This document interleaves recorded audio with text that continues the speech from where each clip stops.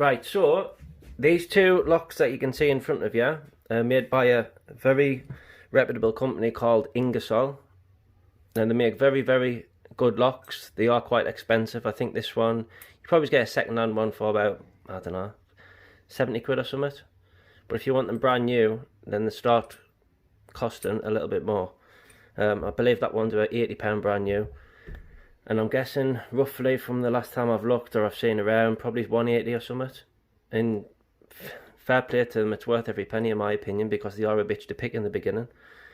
But hopefully I can share a few tips for anyone who's got one of these locks sitting in the naughty bucket. I did do kind of a tutorial on this one, so me having the chance to pick this one exactly the same as that again kinda foolproofs the method that I use works, which is probably the same as every other person who's opened one of these. Very much like picking a lever lock.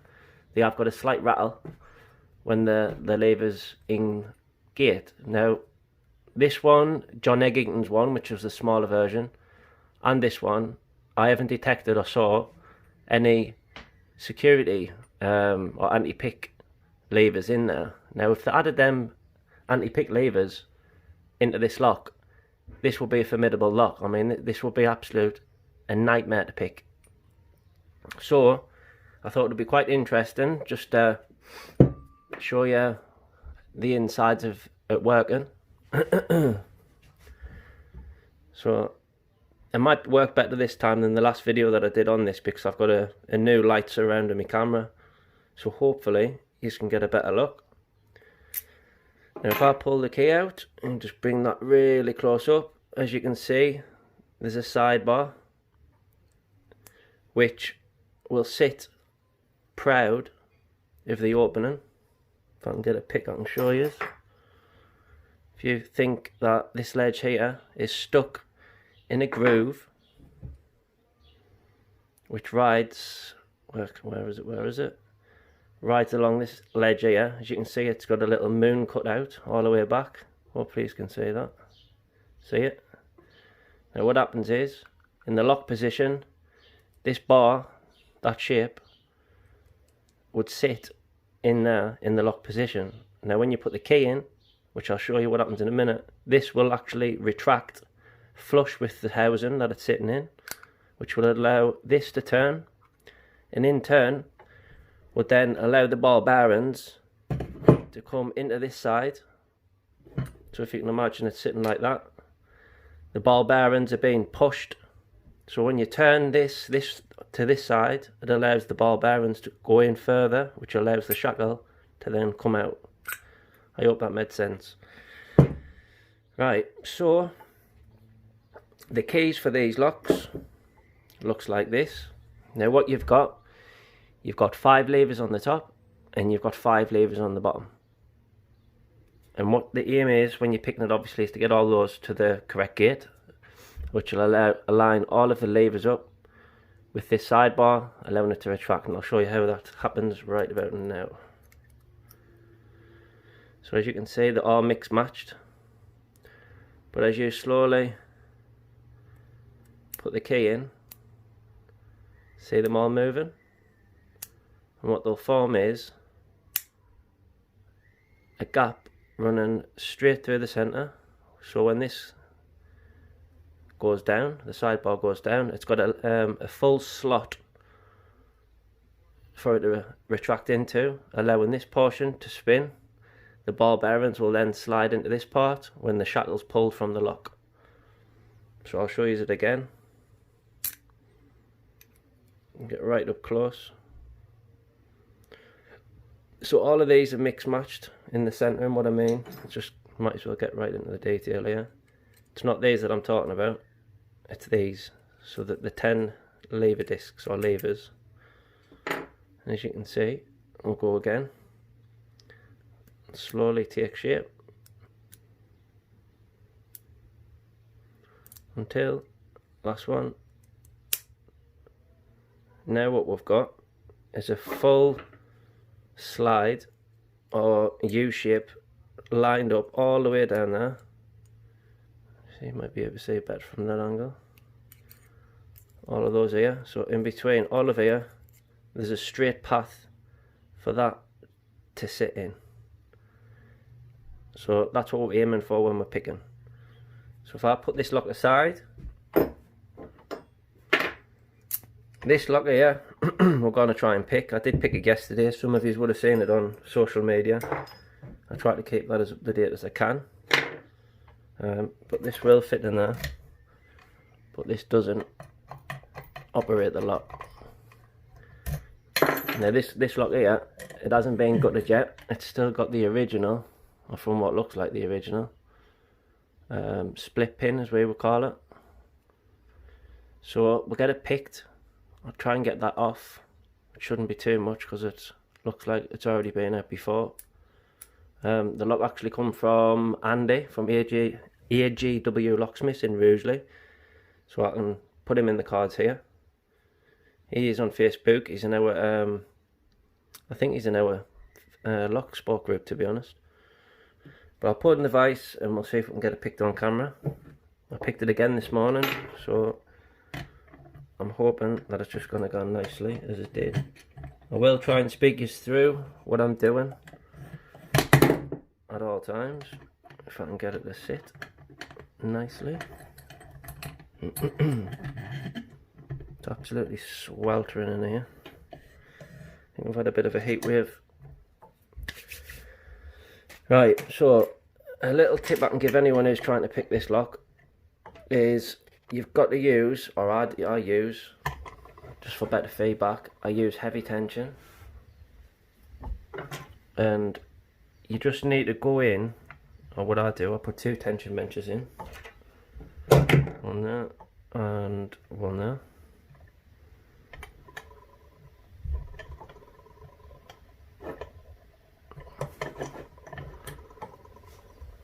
And like any other lock, you just try to pick off the binders until you get a little bit of give, and then just leave it. Go straight forward onto the rest of them. So e-cigs away. And I'll get down to picking. So just a standard hook. This one's from John Eggington's custom range. He sent us very kindly. So again, thanks for that, mate. His channel will be here. Right, so plenty of tension. And if you haven't picked one of these locks before you try and pick it, before you put tension wrenches on it, familiarise yourself with all the levers. So you'll have 5 on the bottom, 5 across the top.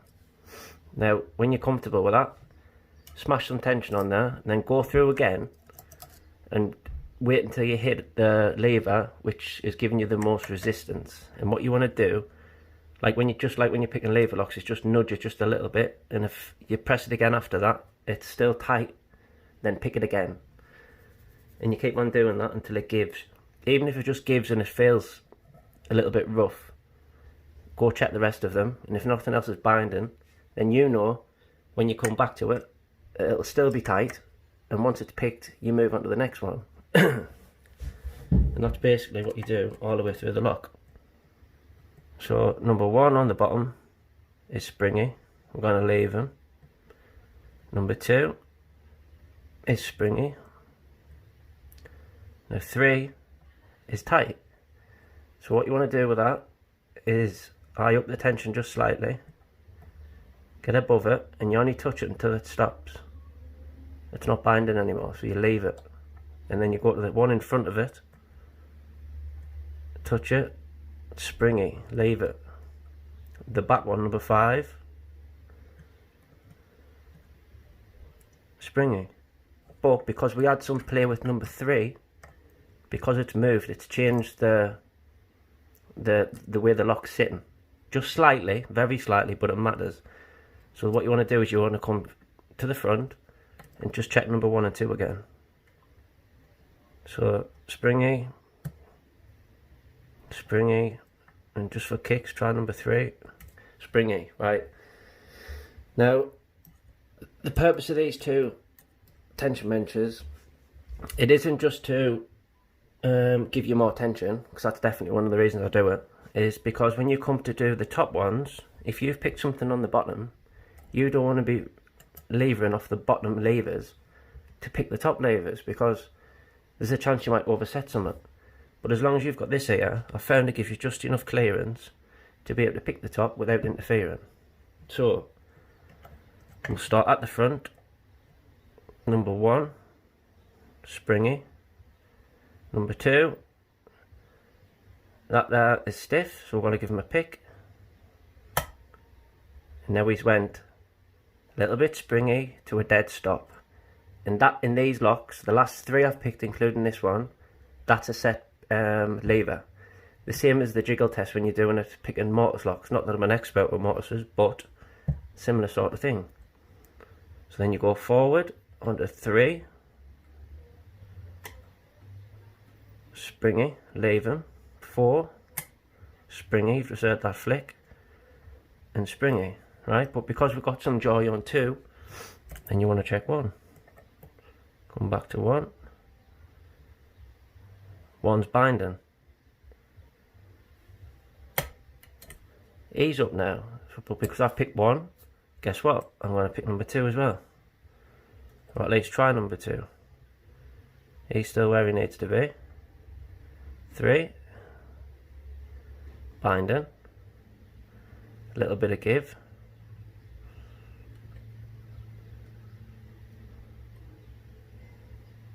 Leave and move on. 4 leave. 5 leave. Now I'm pretty certain when I pushed up on number 3 I didn't get any feedback, but that's because it's just a little bit mushy. As you can see, it's set. Come back to 2. 1's still where he wants to be, so now I'm going to go downstairs on the bottom row. Number 1, it's tightened up again, so we'll give him a little nudge. He went springy. Number 2, where he needs to be. 3, where he needs to be. And 4, see him. And number 5, nothing. So double check each and every one of them before I go back upstairs and start pushing down levers or pushing up them. 4, 4's binding. 5, nothing, but because I've got more movement on 4, I'm coming back to check number 1, 2, 3, 4, and 5. So we'll go upstairs again. Make sure that you're under the lever you want to be pressing against. So 1's there, 2 is, 3 can be pushed a little bit further, 4 can be picked,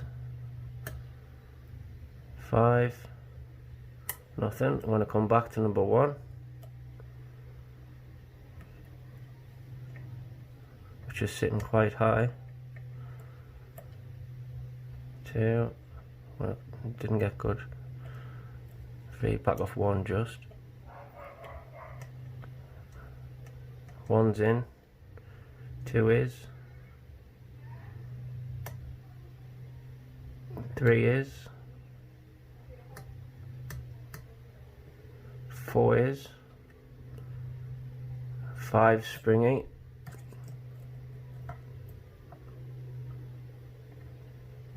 1, 2, 3, 4, come back up, 5 is needs picking. There's a chance this might open. So that, I'm confident that, let me just check before I eat my words. 1's in, 2 on the bottom, 3, 4, 5. So I'm confident that all of them in on the bottom is in the true gate.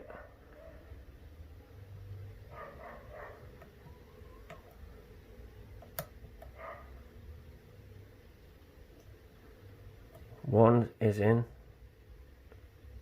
2 is, 3 is,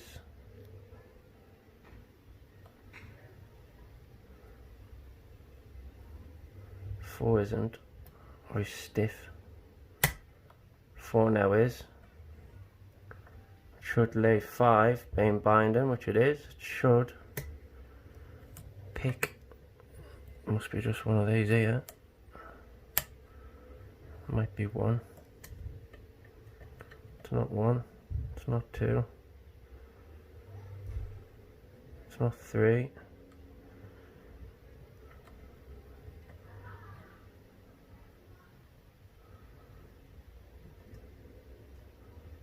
It's not 4.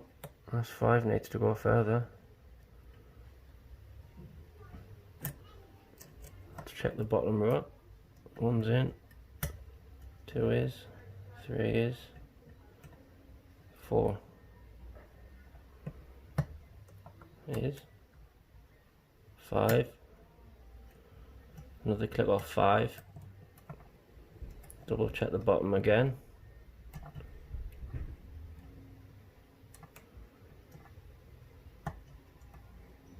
4 is. So all of the bottom rows set. Let's try this again. 1's in. 2. 3.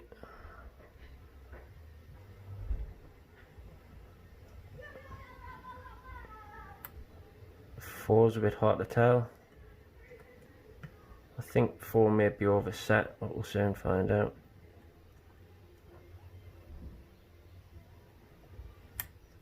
Let off the tension slightly.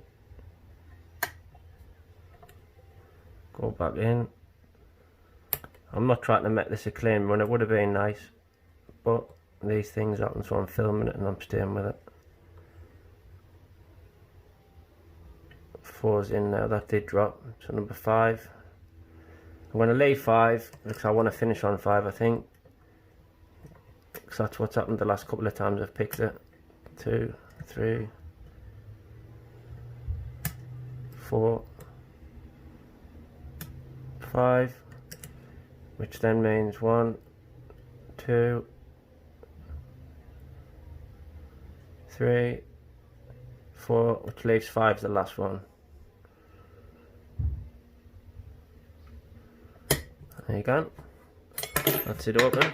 So yeah, little mistake, went back through, corrected it, come back, went to all of the levers on the bottom, make sure everything was set nice. Luckily I did, because number 4 hadn't been set. Number 5 needed a little tweak. Come back through the top row, landed on the 5th lever, and the lock opened. So let's try and get this gutted for you.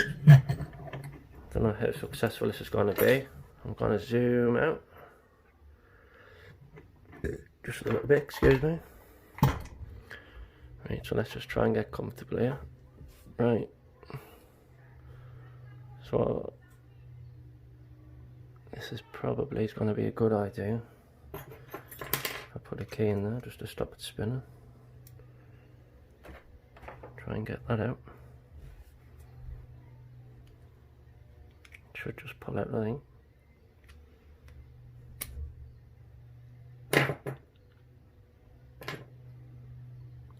So this now should just come out.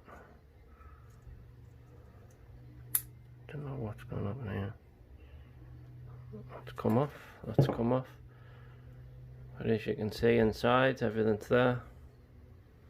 Only this time when we put the key in, the gates don't all line up, do you see? Which means this cannot retract. But if you put that one down, you can get this one. Again, put the key in. That's the keyway, by the way.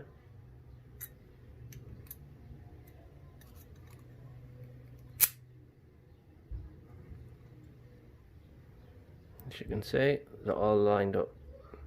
It's actually better light, that is. So if I do the in and out part again, so at the minute you cannot put that in, but when you put this key in, it aligns all the gates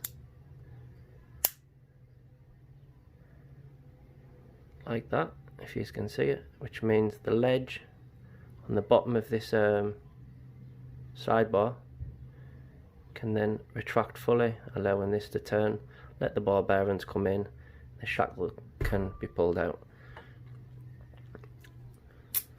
So another Ingersoll lock done. Thanks for watching, everybody. If you like this and you found it informative, if it's going to help you, please put it in the comments below. I'm always interested to find out if the videos which I do like this does actually help people. Tips really: high tension, familiarise yourself with the lock first, make sure you can put your pick tip directly straight on top of each and every one of them levers and be fully confident, and then make sure you can realise when there's a lever in the set position.